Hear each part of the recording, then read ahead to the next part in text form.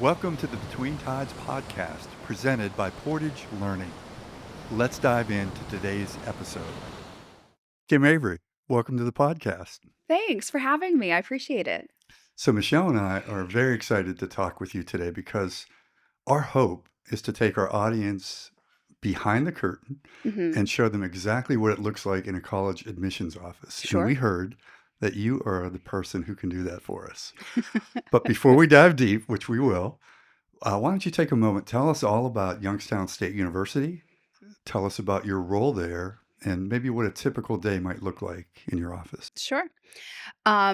Again, thanks so much for having me. So, Youngstown State University is a public four-year institution in Ohio. We have approximately 11,000 students total. We just started a number of online programs within the last couple of years for both undergrad and grad, uh, traditional freshman age, and mostly transfer students. So, my role at Youngstown State is I am the associate director for transfer admissions. I talk to mostly transfer students, but any student that has any type of transfer credit, whether it's college and high school, or in the state of Ohio, it's called College Credit Plus, or just traditional transfer students, they all typically come to me. So anything with regard to transfer credit, then that's me. I have been in the admissions realm for, oh my gosh, it's almost 22 years this Mhm. September. Good I for have been you. working. I've been at Youngstown State for almost 11, but I worked for another four-year state institution also in the state of Ohio as well. Typical day for me is can be different from day to day. It can be working with, again, transfer students, providing information either by email or phone. I am very forward facing on the student side of things. So we field calls. Um, I am not on the traditional new freshman side of things with regard to like recruitment or anything like that. I do recruitment at community colleges or have host transfer visit days on campus, anything with transfer. It's really me. So. So, walk us through the general admissions process. How would Sure. it work? Sure. So since Youngstown State is a public institution, we are on rolling admissions, meaning that we're constantly processing applications. So an application comes in, we start the process typically the day after it's submitted. So we pull that into our system. We then start matching transcripts that students send in, whether they're high school transcripts, college transcripts, anything. So they can come at different points in time. There are times of the year that we do waive application fees. We're in that time frame right now for both new freshmen and transfers at the undergrad level. We're waiving the application fee through August 1st for students entering either summer of 26 or fall of 26. So that was something that's exciting. Typically, transfer students are not included in that fee waiver, and then I individually do those fee waivers. But we we are constantly processing applications. For us, there's no need for letters of recommendation. Again, we're a state institution. There's no need for essays. So some of the more private institutions typically do essays. There are some public institutions that could require essays if they are more of a selective institution. We have a couple of additional ones in Ohio that do that. And so their deadlines are a little bit more strict than what ours is. So we are constantly processing and talking to students. So it really, every day is slightly different on the amounts of applications and documents that we are processing. So, even though it's not necessary for a student to write an essay, would it help their chances of getting admitted to YSU if they wrote a really strong one? Um, Not necessarily, because we do look at GPAs. So usually the higher achieving students who are like, I would like to write an essay, can I do this? Then usually those are high achieving students anyway. We do have our separate honors college They do have a separate application. So sometimes students are like, I want to be considered for the honors college. Then they can write essays to the honors college. We don't see that on the admission side. That is an honors college function. There, we also have something which is, it used to be called the Accelerated BSMD program. We're connected with a medical pharmacy and now new dental school in Ohio called NeoMed. And there is an accelerated BachMed program where students will apply to Youngstown State with the intention of going to med school. And they also, it's a selective process because there's only so many spots for that one. Hmm. So sometimes, yes, students will submit essays or letters of recommendations for very specific programs that we do offer. But that, again, is usually fielded by the Honors College. Nice. Okay, well, here's a pretty big honkin' question. When an essay is required, do admissions, like, do people in your position actually read all of the essays? I do believe in honors. Yes, they do read all of those essays. Um, I don't need them. Transfer students are a little bit of a different group. And again, those are based off of GPA, grades, and so on and so forth.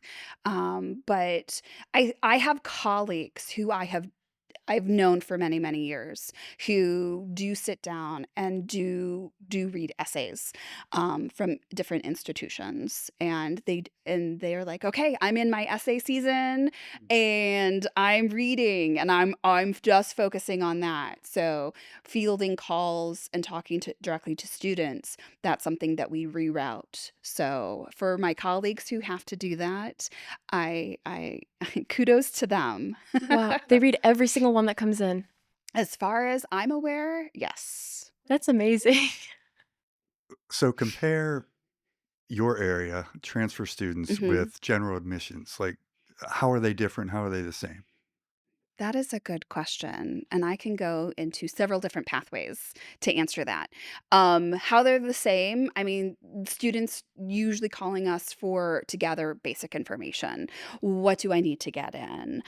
So that's pretty typical. The difference between transfer student and new freshmen, you can take the same approach for student to student as you're talking to them. The next 100 students that a new freshman recruiter may talk to, it would be the same process. Transfer students are a little different because they come with different backgrounds. Some are traditional age students who go away to college and they're like, I want to be closer to home.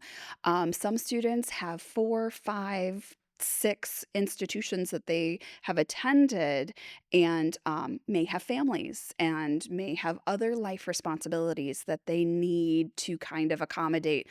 I need to finish my degree. I've hit my ceiling in raises. I've hit my ceiling in promotions. I just need that bachelor's degree to get me to the next step.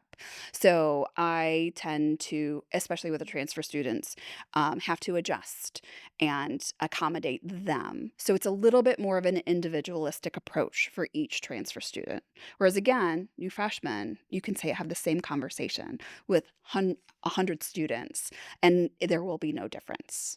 But transfer students, they're all individuals. Yet, according to our demographics, 65% of our students are age 25 or older. Mhm. And we do have a lot of single moms, people fielding jobs, doing other things while they study with us. Do you have any information on that with YSU? How does that work with you? What are the demographics of YSU? Um, so they demographics vary because I am like in the midst of those single moms, those working adults. That's the group that I talk to the most. So exactly how it pans out for all of those different demographics at Youngstown. I don't have the exact data for that, but we see a lot of it with students coming in for RN to BSN or respiratory completion program or general studies completion program where they have a lot of credits. So since that's the biggest group that I tend to work with, and when they call the admissions office, they're like, "This is my background." And usually the front desk is like, "Oh, you need to talk to Kim." And so We knew you were that yeah. person. Yes. So it ends up just those phone calls just eventually come to me anyway, and and then we have that conversation with them. So So it probably similar to the general then, because the general would be the essay where a young person is talking about themselves through the written word. I'm guessing you hear verbally their stories then, right? I Do do. you take that into account when you're considering who can get in and not? I do because any transfer student who may have struggled at a previous institution, I'm the person who reviews those files and reviews those and makes those admissions decisions for any of the Mm, transfer students, adult students, traditional age. Any transfer student coming in, I'm the one who makes it. And sometimes I have to make those phone calls and say, "Hey, so we would be able to change the status of what your admission is. I would be able to give you an opportunity. I see that there's been a significant gap, like a 5 or a 10-year gap from the last time you attended." People do a lot of growing up as they're experiencing life. And I think that when students are able to share their story to an individual, it can kind of give some relief to, okay, this is not the end of the world. I didn't do well. I can kind of move forward. And I tend to talk to students about my story. I was a student that was academically dismissed during my undergrad. My mm, time management skills were not great right out of high school. I was 6.5 hours away from home. I mm. went out of state. And then when I have those conversations with students, like, I was recently dismissed, and I'm like, it's okay. It's overcomeable. You can do this. I went back. I have my bachelor's and I have my master's degree too. Hmm. That sounds so nice. Like they're probably calling you really nervous to talk to someone in your position, and then you just get down on their level and you're like, no, I was there, and you're gonna be fine. That's really nice. Do you like having that kind of responsibility? It sounds like you hold it really well. Um, I don't know if liking that type of responsibility. I just because I can pull from my own experiences and kind of really reassure students. I don't think I ever thought about how you phrased your question on, do you like that responsibility? I'm just looking at it from, this is a student, this is a person, just like I am a person, and I want to make sure that they are comfortable with their decision. They're doing this. It doesn't matter what type of student. It's their experience, it's their pathway. I just try to kind of guide and make sense on, this is what we need to do. We can get you back on track with your pathway. We just have to do it in a different situation or a different outlook on what you thought you were going to be pursuing. So for the average typical student who would call you, I guess what advice would you give them as generally as you can for things that they can do, maybe even before they call you? Or even like, do you find yourself repeating certain pieces of advice to a lot of these students? Um, I do tend to repeat. So I would say, come like when you're calling admissions offices, call and be prepared to share everything. There's a tendency of, I had to ask the questions to kind of pull some of that information out of the student. But if students can come prepared on with a list of questions on, okay, so what do I need to submit? And that's pretty universal, and it's not necessarily to a state school, it could be a private school. What is it going to cost me? Um, what are my scholarship opportunities? But just kind of coming prepared, and it's like, this is my background.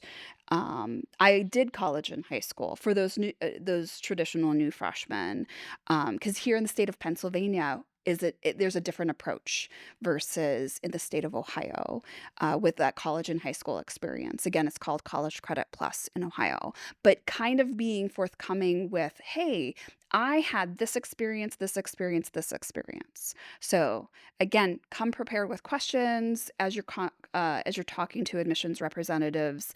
Come prepared with this is what I've done during my high school, whether it's like the extracurricular side of things, or if it's just what have you done to prepare to get into a college or university.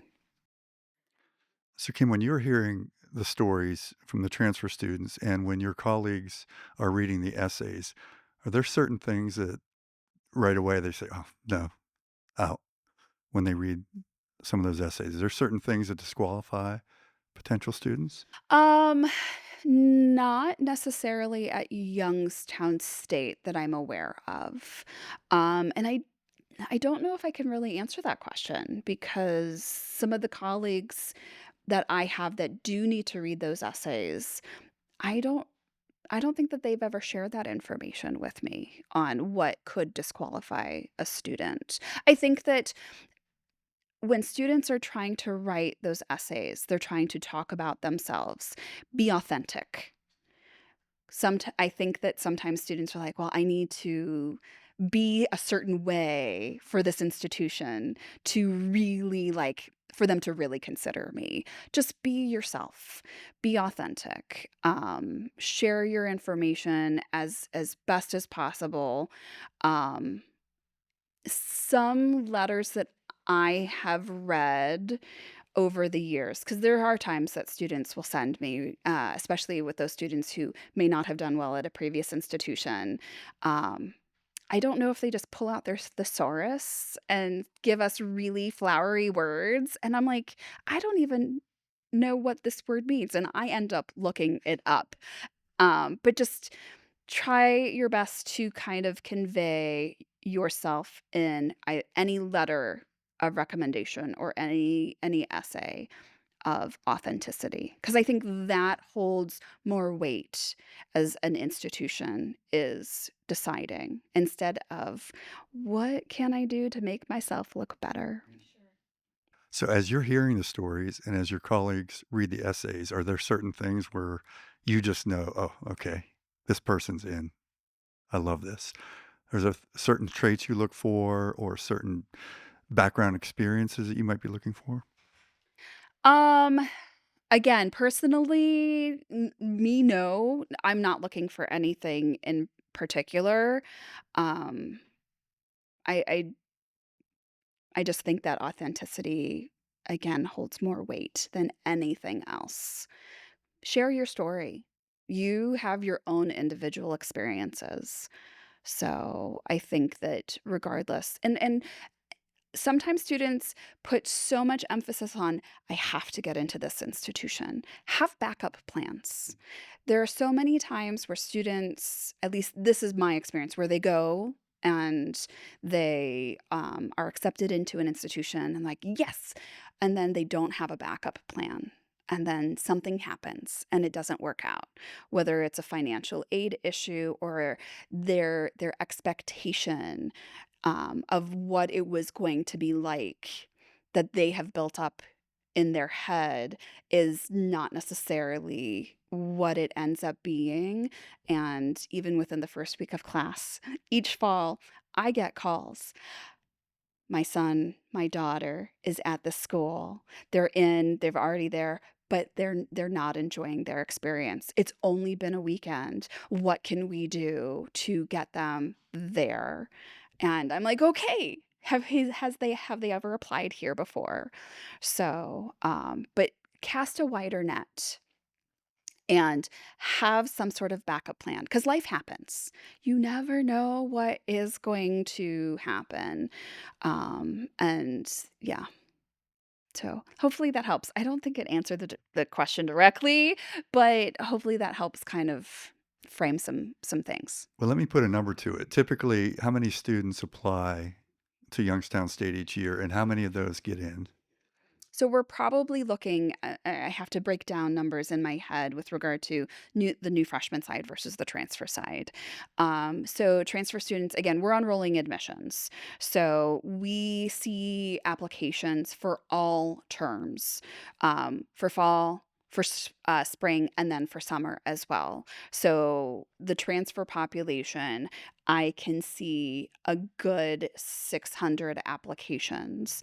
And so if I have 600 applications, say for a fall semester, and they don't quite meet our requirements for the bachelor's degrees, then I can have that conversation with the student and say, hey, we can offer you admission to an associate degree program first, and then you can work your way into the bachelor's. So, in a sense, we can accept 100% as long as I have all of their documents, their application, their transcripts, high school transcripts showing graduation date or GED score report. Um, so as long as we have all of those documents, we will accept them. So that's something that has shifted recently where, so there are some schools, community colleges, they're open enrollment. So we don't necessarily say that we're open enrollment because some of our programs are more selective, but we can give a student an opportunity, and it's the student's responsibility then to keep themselves there. New freshmen, we could have, say, 1,000 applicants for a fall semester. And then we will also give them the opportunity to, hey, you've applied for a bachelor's program. Your GPA from high school is not quite where you need it to be. There are times that we will, and it's very minimal, where we will have to recommend like a local community college, but because of our expansion of some of our associate degree programs, it gives us the opportunity to give the student that admission. So that kind of helps and kind of gets the student, okay, I can get accepted. I just again have to change or adjust my pathway, and we will get them there. Okay, what is a fraudulent application and what is a ghost application? So fraudulent and ghost applications almost are one in the same. Okay. So students' identities are being stolen. There was a data breach with the National Student Clearinghouse like 3 years ago. So students' identities are being stolen, and students are applying to colleges on with the information that they have and sending transcripts, and colleges are admitting students with correct transcripts but not correct information on the student per se, but social security numbers are being included, and then ghost applicants come, are accepted, enroll in No. classes, and then they disappear. What is the benefit of that? Financial aid. No, wait, okay. I'm so sorry. So let's say somebody's pretending to be me, God forbid, and they Mhm. apply to YSU. Mm-hmm. Wouldn't I, truly me, get the financial aid, or wouldn't I be notified? Why would it go to that person? So the social security number is being used, but the address that's being used, the phone number that's being used is not typically correct. And so we're seeing IP addresses in different areas. And we're seeing trends like Outlook emails being used. It's not always so, but I'm just sharing what we've experienced at Youngstown. Students who like certain things aren't adding up, like colleges coming from Pennsylvania, they have a bachelor's and a master's degree completed, but they're now coming back for an online bachelor's degree in something that, why would you come back and do a psychology online degree when you have a bachelor's and master's already completed? It's like going backwards. Sure. But the fraudsters are just trying to get money, and it's usually the financial aid. So usually so when a student gets a refund, we rely on the quote unquote student to provide us with accurate contact information. Okay. And so this is a national trend that is happening. There have been articles on ghost applications for a really long time. It has become a hot topic at conferences across the nation with regard to this. I'm actually part of the fraud squad at Youngstown. So we do ID verifications That is for cool. students that we've had to implement. So we require their IDs. We require them to be on camera without a filter and show us their ID. So legitimate students will be more than happy to get on camera. And we've had questions on it. And we're honest with students saying, this is what we're seeing. It's something to protect you as the student Hmm. and us as the institution. I have also had the opportunity to, like, a couple of the students that I'm like, I think this is suspicious. And you go down the rabbit hole with researching who they are. I have found individuals through social media. I Wow. have found individuals where they like their place of employment and have emailed them and say, Oh hey, my gosh. we have an application for you. Did you apply to Youngstown? And a lot of times the response is, I don't even know where Youngstown is located. So I'm like, and then I give them further guidance on things. But I've been able to reach out to a couple of students through like Instagram because I'm like, that's the only way to contact them because I know their phone number and their Yeah. email address on their files are fake. You're So like, I'm like, hey, I know this sounds weird. This is who I am. Please research me before you call me. You can find me on the website. Here's my contact information. But I have an application on you, and I don't think that you're trying to come back for another degree. And they're like, I thought it was weird that you were contacting me through social media. But and they go into their credit report and they find financial aid taken out on them, and then they have to go through the next steps and report it to the US Department of Education. This wasn't me. This is what I'm finding. you're like the So, guardian angel of the internet, you know? So, real quick, what can a student do to prevent this from happening to them before it happens? um, I think that just monitoring your credit report and seeing some things, and disputing anything that you find suspicious. You can also check your financial aid through the National Student Loan Data System. Like once you have received FAFSA monies, then you'll have an account. It's just like logging into FAFSA. But the NSLDS is a good resource to see where have you received aid, what do you need to pay back on your aid if you received loans or took out loans. And I just kind of be vigilant in this day and age, this digital age, that any of our information can be stolen. Hey. So, and just yeah, it's crazy. Yeah. It's been an interesting like 8 to 10 months with regard to what we have seen at Youngstown for fraudulent applications. And if it was me, I would want somebody to reach out to For me. sure. I guess going back to authenticity and just reading about what people have written to you or talked to you about, how easy is it for you guys to detect whether or not somebody uses artificial intelligence to, I guess, help with a conversation or even to just like write an essay or something? Um, that's a good question. AI kind of scares me in a sense because of the amount of um, videos or written work that are out there that uses and is generated by AI. I There are some things that like AI flags. We don't have anything in the admissions office that we use at this time for an essay possibly written by AI.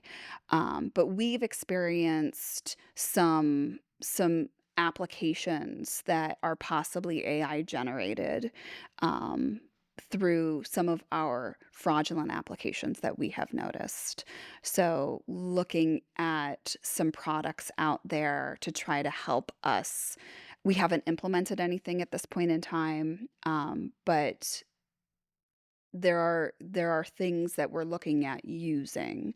And because we don't require an essay on the admission side of things, if we read it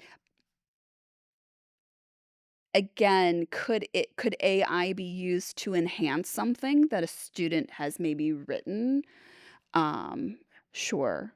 But I haven't seen anything at this point in time that is like, oh, this is a major red flag in an essay or a letter. So, Kim, you mentioned that you have been in higher education for over 2 decades. What changes have you seen over that period of time that might be helpful to a parent who has kids coming of age for college, but the last time they stepped foot on a campus was 20 years ago? What should they be aware of today? Can you give us some advice for that? What parents and students should be aware of. I've always told individuals, see campus with your Hmm. feet. Go for visits. You're going to find beautiful pictures, great information on their websites, in their publications, and you're not always going to figure out, is this a good fit for me? Is this my home away from home?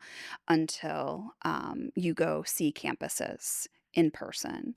COVID kind of changed that for a short period of time, but we have several opportunities for students.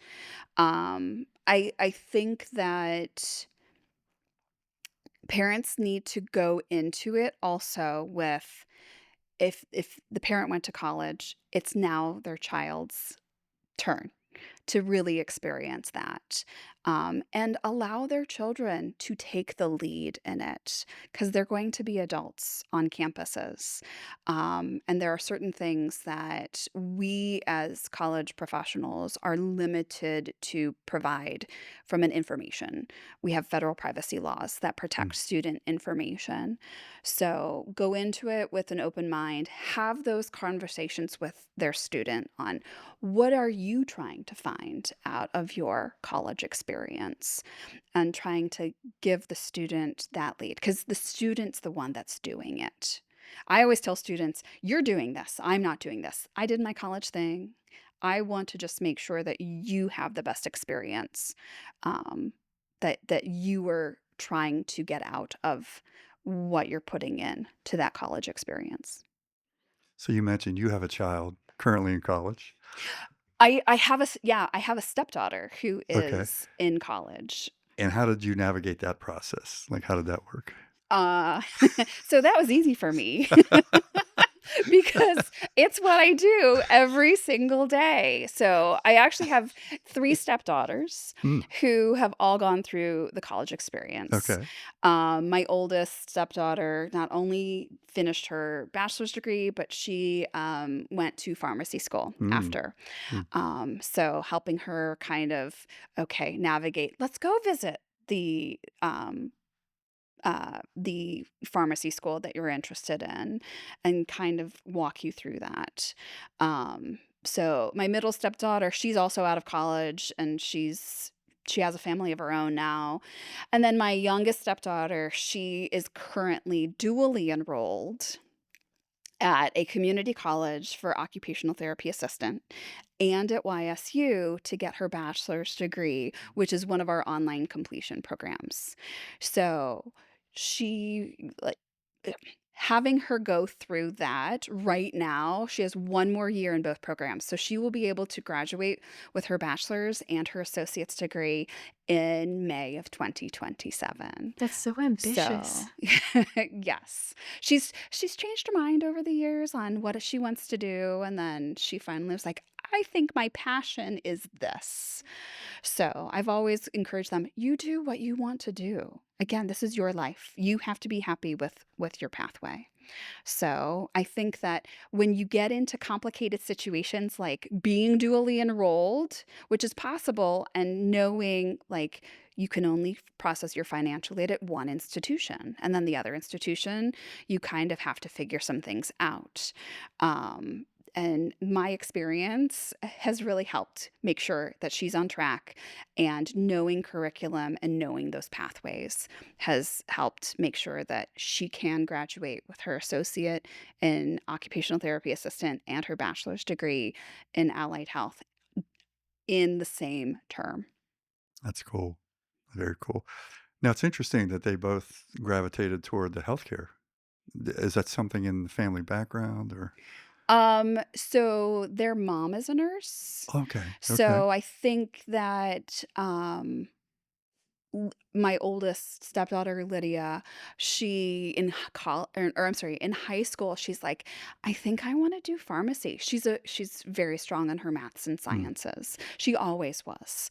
And then she changed her major a couple of times, and then she kind of shifted back to, I think I want to do pharmacy. I'm like, okay, let's make this happen. Hmm. Let's get you on track and make sure that we get your major changed and all of that.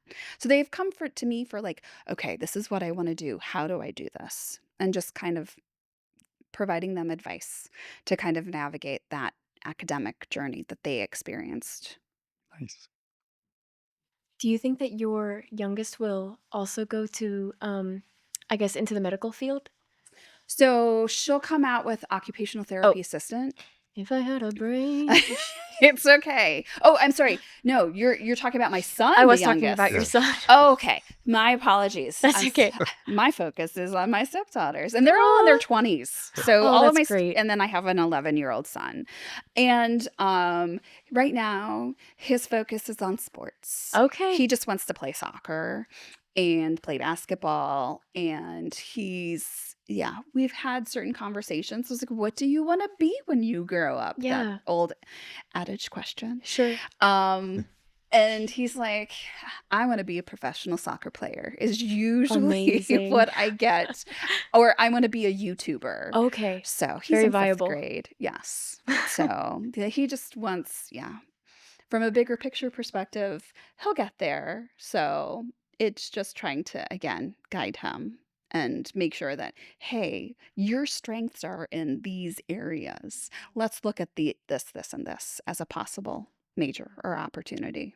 So, This is so off topic, but I'm going to ask it anyways. okay, great. I feel like there are so many young kids today who see YouTubers as like truly a good profession to go after. Do Mhm. you, and this is, I guess, for both of you, do either of you think that that's ever going to be something that people could major in?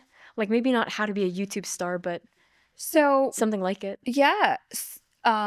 There are majors out there. Youngstown State has a communications major that focuses on social media, because social media in businesses, in all types of entity that need to get their name out there, they have social media people that run their TikToks or any YouTube channels that they do. So I think that we're going to see over the long term just companies really trying to use individuals who have that knowledge and are available to be like, oh yeah, we can do this and this and this. And those people typically are very creative. It's marketing. It's market. How do I market my company? How do I market my institution? And how, like, what are the trends right now? How can we get our name out? So, I don't think it's going away anytime soon. That's cool. His dream might come true. Yeah, his dream might come true. Yes. So, Kim, back to you had mentioned school visits, if Yeah. families would come on. Do you see a correlation? Does that help from their end to get accepted? And does it typically help from your end that they fall in love with the campus and the programs when they do visit? I think that that's a huge part of the decision-making process. And so colleges in general have different types of visit opportunities. There are initial opportunities. Like at Youngstown State, we have something called Penguin Preview Day, Hmm. and we invite both new freshmen and transfers to that. I do a transfer session, but it really gives the student the opportunity to put their feet on campus, have tours of campus, gather all of the information that they need, get all of their questions answered. And then with new freshmen, it's a very cyclical process where usually new freshmen come in either the summer or the fall of their senior year, sometimes earlier, and then they start submitting applications to colleges and universities. And then in the springtime is when those yield type visits kind of are provided to the students that are accepted to campuses. We have something called Experience Y Days, Mm. where we invite accepted new freshmen and each academic unit, each academic college, like the College of Business, the College of Liberal Arts, Social Science and Education, the College of Health and Human Services, College of Creative Arts, and the College of STEM. They each have their own individualized program that really is you're accepted to this program, to this academic unit. Come back to campus. Just double check and make sure that this is really, again, your home away from home. Uh, the majority of students that come to those Experience Y Day programs, our yield is really high. I think a couple of our programs, our yield of students coming to those programs and then committing and then being a student that fall semester after they graduate is 100%. Mm. So, and Wow. we're not the only one who do those yield programs to kind of just, this is our last effort to like, hey, come back, come check us out. Let me show you what we can offer you as your academic journey to make sure that you're coming and you're going to be okay with not only getting that education, but some of that experience in internships to turn that education and that bachelor's degree or that associate's degree into a career. Mm. So, Kim, is there a question that you were hoping Michelle and I would ask you today? No, nothing really came to mind. I mean, I've been doing this for a very long time, and I'm really passionate about working with students, and I think that's what's kept me within the field for as long as I have. And I can talk for hours and hours about colleges and what that experience should be for the student, helping students kind of navigate that. I'm a helper. I started off in nursing. I don't like needles, so Wow. I don't know what I was Wait, wait, thinking. wait, whoa, whoa. Let's I double start click on that. So you were in nursing? No, I started The in program. nursing in yes, in a nursing bachelor's degree, and I don't like needles, but again, I'm a helper. I like helping people, and then I switched to psychology because no I was in needles. psychology. Yes, it's a great It field. is, but the reason I switched was because I realized the only time you're gonna see people is when they're not doing very well, and I feel like I would not be able to separate work from home, and also Mm. I hated every job that I could have gotten with the degree.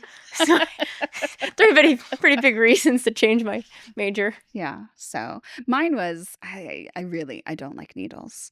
So it was I wanted to be able to help people in some sort of capacity. And I never imagined that I would have the career that I have now with what my pathway was. Everything just kind of fell into place.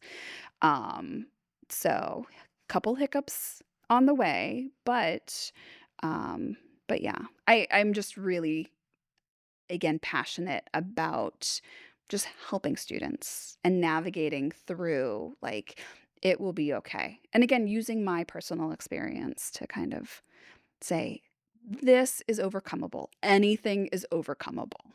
So can I double click on that? Just since Sure. COVID, you said you love to help students. Where do you see them needing the most help right now? What does a student need most? Um, I think that since COVID and generationally, the students in the generation that are coming to college, I think more the mental health Mm. perspective and making sure that, hey, you're not only getting the academics, but that you're okay mentally.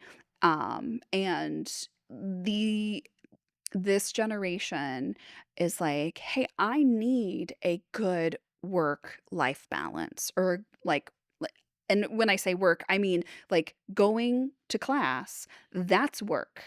Being a student, that's work, and just having a good balance, and I think that is and social media has also shed a lot of light on individuals and with either mental health struggles. And I hear that a lot on my student didn't do well because of some mental health issues. I'm like, okay, again, it's overcomable. Um, but I think that's probably what I'm seeing right now is not necessarily an issue per se, but just being aware of what you need as an individual because we're all different. Yeah. And what would work for me wouldn't work for a number of other individuals.